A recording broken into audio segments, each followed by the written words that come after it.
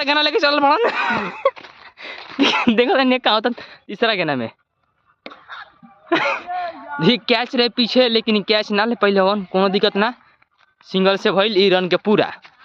क गेना भाई बड़ा क गेना 4 गेना और 2 गेना कराओ ओकर बाद जाता नहीं हम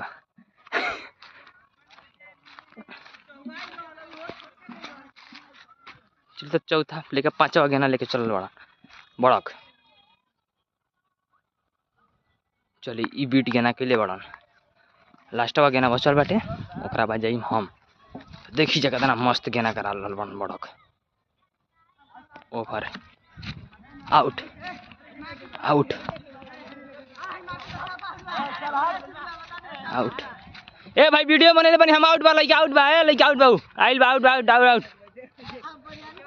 ना out out out out out video video बनल बा आउट आउट आउट ए दो हम करा दन दो